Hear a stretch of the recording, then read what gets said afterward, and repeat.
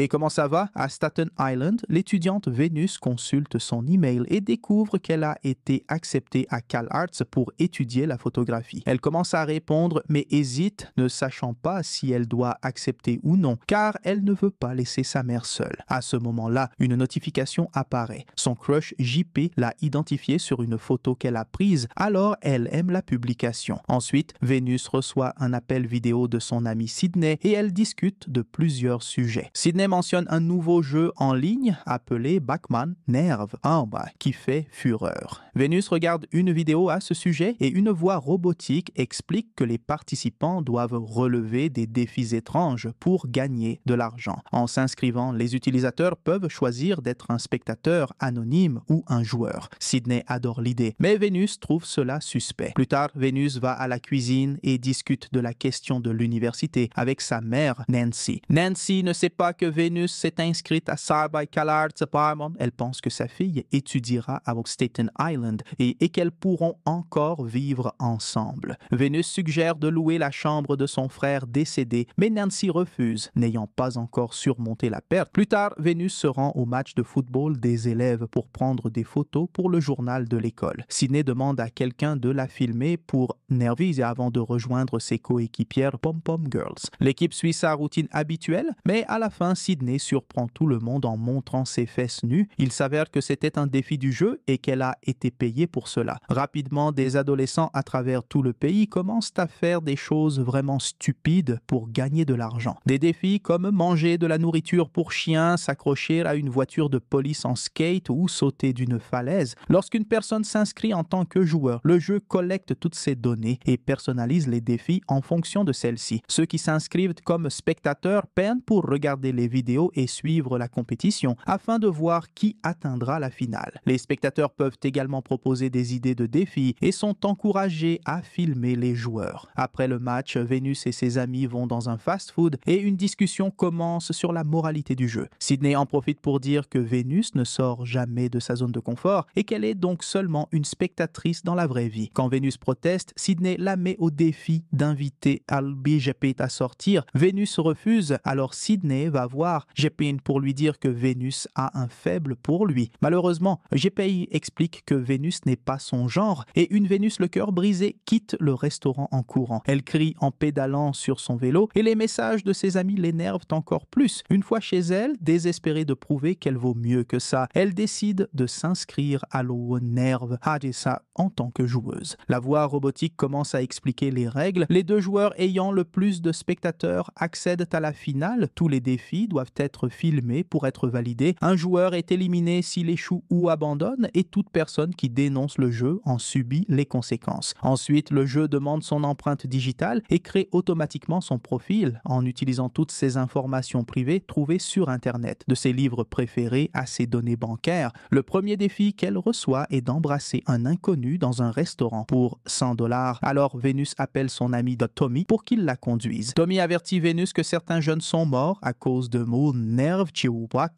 mais elle n'y croit pas car le jeu aurait été fermé. Grâce à ses connaissances de la Deep Web, Tommy explique que le jeu ne peut pas être arrêté car chaque personne qui se connecte devient un nouveau serveur. Au restaurant, Vénus met du temps à choisir une personne et son téléphone lui rappelle qu'elle a une limite de temps. Finalement, elle choisit un garçon nommé Ian Jikwada car il est en train de lire son livre préféré. Vénus commence à parler du livre pour attirer l'attention de Siki Ian, puis elle s'interrompt soudainement pour l'embrasser pendant que Tommy filme. Elle compte les secondes dans sa tête et, une fois le défi terminé, elle retourne voir Tommy pour confirmer qu'elle a bien reçu l'argent. À ce moment-là, la musique commence à jouer dans le restaurant et Ian se met à chanter en dansant sur les chaises tout en regardant Vénus. Elle pense qu'il chante pour elle, mais Tommy précise que c'est aussi un défi. Ian reçoit son argent et s'assoit avec eux une fois terminé. Il explique que quelqu'un lui a donné le livre dans le cadre d'un défi. À cet instant, Ian et Vénus reçoivent un nouveau message leur lançant le défi d'aller en ville ensemble pour déjà $200.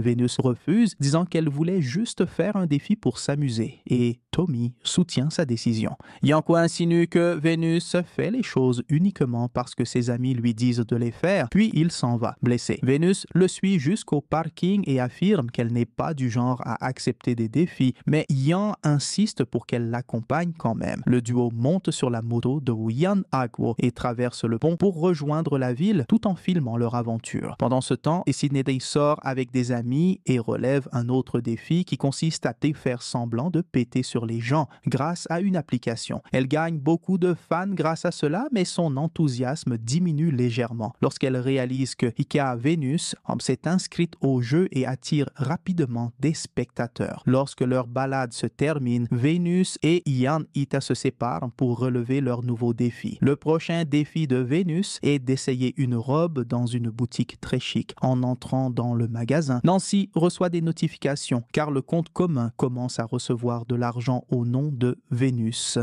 Elle essaie d'appeler sa fille, mais Venus ignore l'appel et se met à chercher la robe. Elle est sur le point de la prendre sur un mannequin lorsqu'une vendeuse lui en apporte une autre. Venus court dans la cabine d'essayage et se filme en train de mettre la robe, validant son défi à temps. Puis elle se regarde dans le miroir et aime ce qu'elle voit. À cet instant, Ian la retrouve car il a aussi reçu un défi consistant à essayer des vêtements. Tandis qu'il la filme pour ses fans, Tommy, toujours inquiet pour la sécurité de Show Venus, s'inscrit sur Nerve en tant que spectateur pour la surveiller. Ian et Venus décident de s'amuser en complétant leur tenue avec des chaussures, mais pendant qu'ils sont distraits, le joueur T vole leurs vêtements dans les cabines d'essayage pour relever un autre défi. Rapidement, Venus Kuwait et Ian réalisent que leurs affaires ont disparu et reçoivent simultanément un défi de $2500 pour sortir du magasin. Les vêtements coûtent trop cher pour leur budget, alors ils décident de les laisser et de s'éclipser en sous-vêtements. Au début, personne ne les remarque, mais ils finissent par être repérés et n'ont d'autre choix que de courir vers la sortie sous le regard de tous. Cela leur permet de gagner énormément de fans. Sur la moto de Yen Chiwakidi, ils trouvent un sac contenant des vêtements chics ainsi que les tickets de caisse, ce qui leur permet de les garder sans scrupule, grâce à l'un des spectateurs. Alors qu'ils se dirigent vers le lieu du prochain défi, Sydney appelle Tommy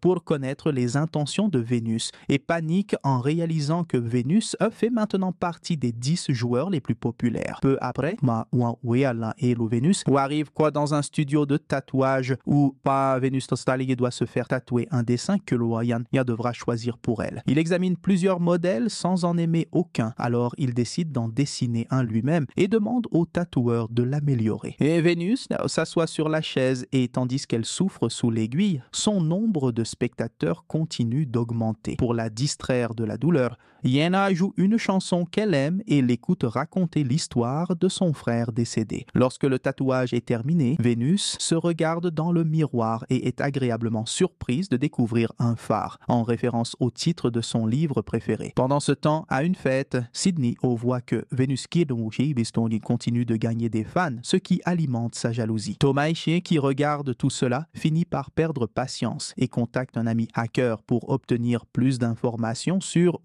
Ayoka Yan, car ce dernier n'apparaît sur aucun site public. Son ami lui envoie une clé d'accès pour entrer dans la boucle de Deep Web et Tommy Tanigius découvre que Yan a déjà participé au jeu auparavant. En réalité, il a été impliqué dans un incident qui a causé la mort d'un joueur. Pris de panique, Tomichi tente d'appeler Venus Q pour la prévenir, mais elle ne répond pas. Pendant ce temps, Yan et Venus reçoivent un nouveau défi. Yan doit conduire sa moto les yeux bandés à 60 miles par heure à travers de New York, tandis que Venus doit lui donner les bonnes indications pour $10,000. Venus refuse de le faire, mais à cet instant, Dukai apparaît pour lui coller un autocollant de voiture et prendre une photo. Après son départ, Yan Wakoye parvient à convaincre Venus d'accepter le défi. Dès qu'ils valident leur participation, une fille à la fête met la vidéo sur grand écran pour que tout le monde puisse regarder. Yana couvre la visière de son casque avec l'autocollant et il démarre dès que Venus confirme que le feu est vert. La conduite est hésitante et il frôle un autre véhicule, obligeant Venus à le guider en le poussant légèrement pour retrouver le contrôle. En utilisant un mélange de contact physique et de directives verbales, Venus aide Ian à naviguer dans les rues alors qu'il accélère de plus en plus. Il manque de peu un feu rouge, mais Venus y pousse Ian Oudat à aller encore plus vite et ils le franchissent juste à temps. Après avoir traversé un tunnel, ils terminent enfin le compte à rebours et Hae-chien retire l'autocollant juste avant de s'arrêter devant une barrière. Ensuite, le duo célèbre leur réussite en s'embrassant. À la fête, Yes mais Sydney Ikeginamoo, rongé par la jalousie, demande à ses spectateurs de lui proposer un défi encore plus impressionnant. À ce moment-là, Ozachiwao l'aborde et lui propose de former une équipe. Sydney Woo refuse, mais Shiakosei lui laisse son numéro avant de partir. Pendant ce temps,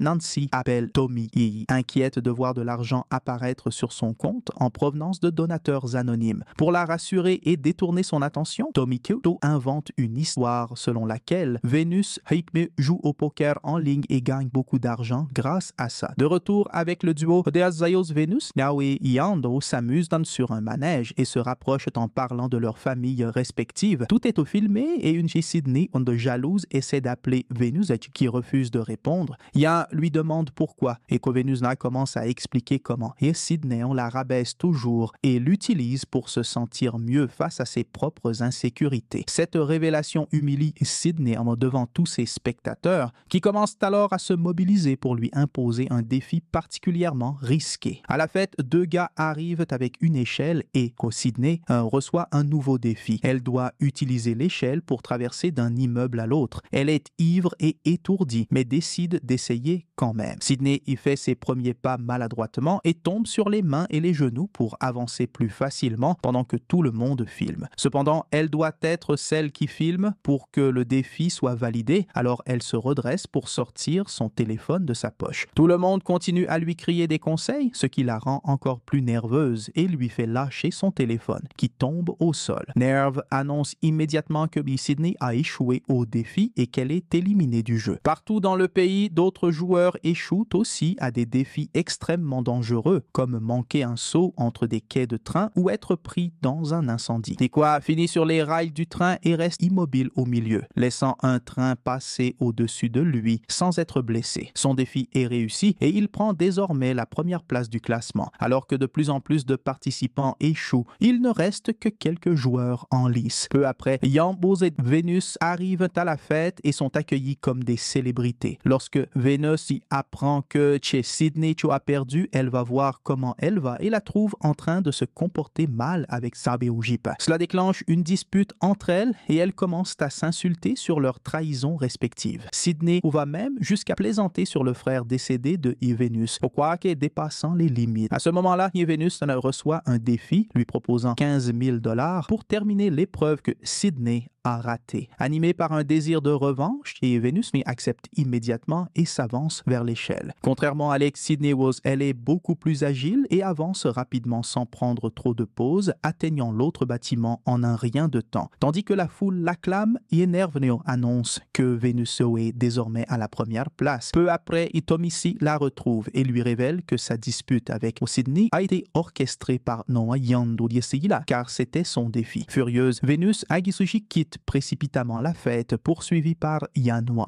Comme les spectateurs continuent de filmer, Yan Gyu l'attire dans un ascenseur et tente de lui expliquer que la situation est plus compliquée qu'il n'y paraît, mais qu'il ne peut rien lui dire pour l'instant. Et Vénus, Naos ne le croit pas et en a assez des risques. Elle s'enfuit du bâtiment et trouve un policier à qui elle tente d'expliquer le jeu. Cependant, l'agent ne voit aucune infraction et les spectateurs aux alentours commencent à la traiter de balanceur. Au même moment, Nancy découvre que son compte bancaire a été vidé. Elle appelle Vénus, qui panique, car il vient de partir en moto. À cet instant, Ibichiwa apparaît, s'excuse, puis frappe Vénus, Amona la laissant inconsciente pour valider son propre défi. Quelques instants plus tard, Vénus Miosasto se réveille dans un entrepôt où des lumières dévoilent l'inscription. C'est les balances Morphle, Akamari Lasdani, ainsi qu'un écran d'ordinateur. La La voix robotique explique que Okaz Vénus est maintenant leur prisonnière pour avoir enfreint les règles. Il contrôle sa vie et celle de sa famille, ce qu'il prouve en affichant des documents sensibles sur l'écran. La seule façon de sortir du jeu est désormais de gagner la hors finale, pour laquelle elle doit prendre le Ferry de Staten Island. Elle donne un coup de pied à la porte de la cellule pour s'échapper et se cache en apercevant quelqu'un à proximité. Soudain, Waz Yanyandu surgit devant elle et lui explique enfin la vérité.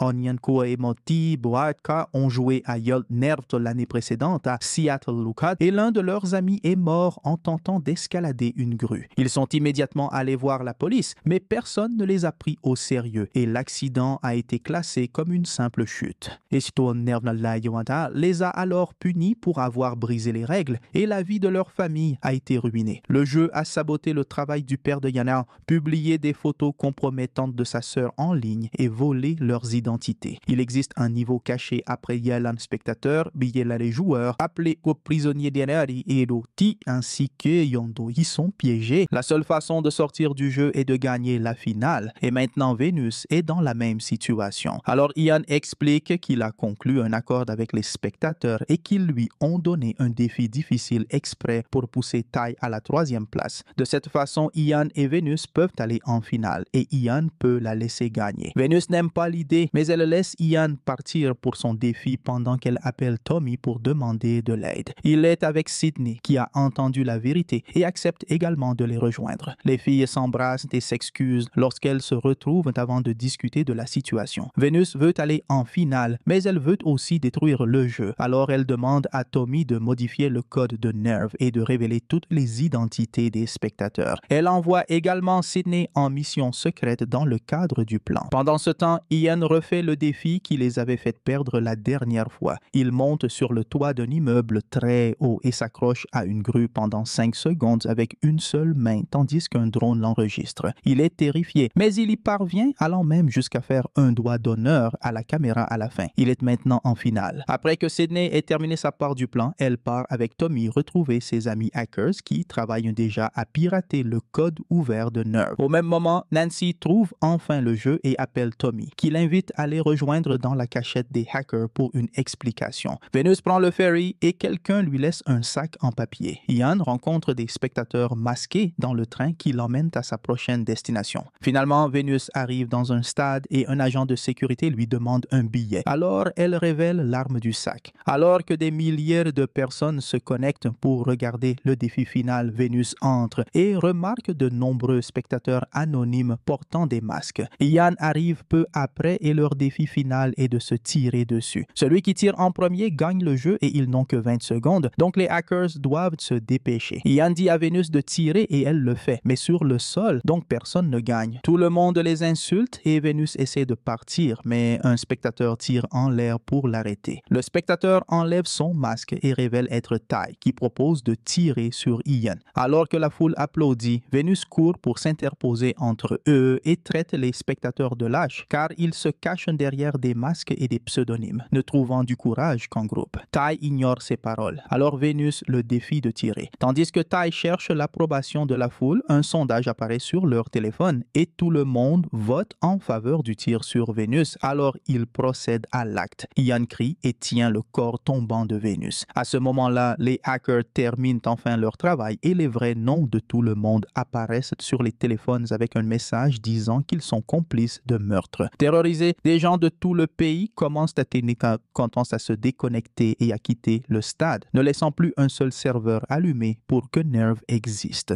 Un Ian furieux tente de tirer sur Tai, mais soudainement Vénus se réveille et l'en empêche. Il s'avère que faire venir Tai faisait partie du plan de Sydney. Son arme était chargée à blanc depuis le début et le sang de Vénus est faux. Tai et Ian peuvent enfin se réconcilier. Dans la cachette, tout le monde célèbre et les hackers parviennent même à récupérer l'argent de Nancy. Après avoir quitté le stade, Ian admet que son vrai nom est Sam et le couple s'embrasse. Quelque temps plus tard, Vénus est heureuse de fréquenter la CalArts et de sortir avec Ian tout en entretenant une amitié plus saine avec Tommy et Sydney. Ainsi se termine Nerve, un film d'aventure de 2016, un jeu sans règles et je vous attends dans la prochaine vidéo.